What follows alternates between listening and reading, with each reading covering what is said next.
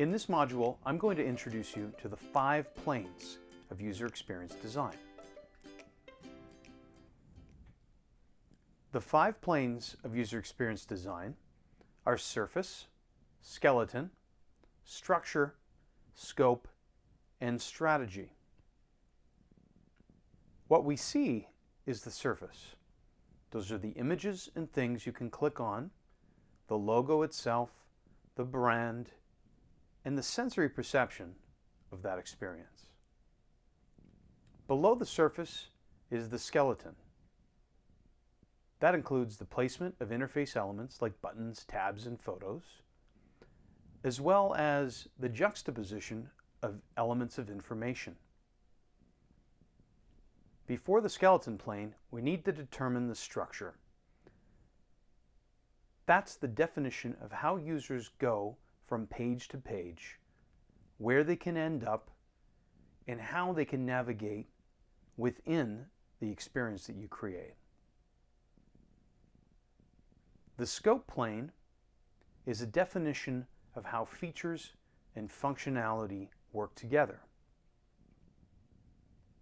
And strategy is what the company and users want to achieve. It's best to think of the planes of user experience in reverse order, from bottom to top. We start at strategy.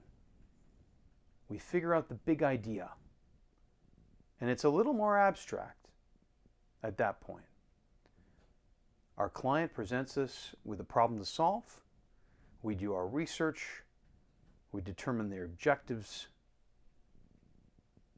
And we start planning what our big solution is going to look like.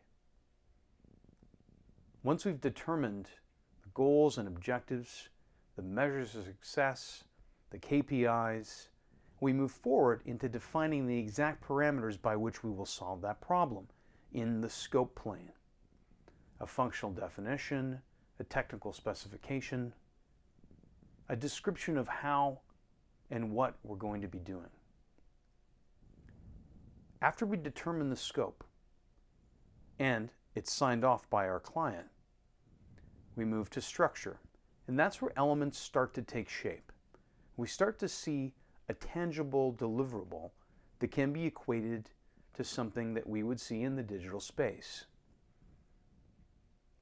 Structure includes taxonomy and information architecture. After structure, we proceed to the skeleton plane. And the skeleton plane involves 3 big elements: interface design, navigation design, and information design that result in a deliverable that we call wireframes. We're going to spend 2 weeks on the skeleton plane because of how big it is. And once we've determined all of those predecessor deliverables, it becomes so much more cohesive, and applying the brand elements in the surface plane becomes so much easier. The focus is then drawn on the placement of color, typography, and image. That's when the most tangible element of user experience design becomes real. We see that most concrete step right at the end. Between each one of these planes, we have an acceptance from our client or stakeholder, which means that they're accepting that the decisions they make will allow us to proceed to the next step. That's extremely important as we proceed through a project. In this diagram, we see how specific decisions we make allow us to proceed through the steps of the user experience design process, from strategy to scope to structure and skeleton. We see a linear path through the elements. In this illustration, the move from the skeleton plane to the surface plane has 3 potential outcomes. In this move, we can see the inability to achieve specific solutions in the surface plane because decisions were made in prior planes. If changes to structure need to be made to accommodate a last-minute decision by a stakeholder, then that negates the skeleton deliverable. To give you a practical example, in something that I've actually experienced with clients, at the last minute in the surface plane, I'll have a stakeholder say, well, oh, I forgot. I wanted this element. And for example, it would be a page of reviews, let's say, for a product or a service. But we're already in the surface plane, and there has been a prior sign-off on every single deliverable before that. What we need to do to accommodate a brand new page is dial things back to the structure plane where we've determined the information architecture. That impact will change the wireframes, the positioning of page elements, and potentially the templates that we've created in the skeleton and the surface plane. To provide some additional context about the 5 planes of user experience, we need to understand that we build from the bottom up, and it's a finish-to-finish relationship, which means proceeding to the next step doesn't happen until the acknowledgement and completion of the previous step.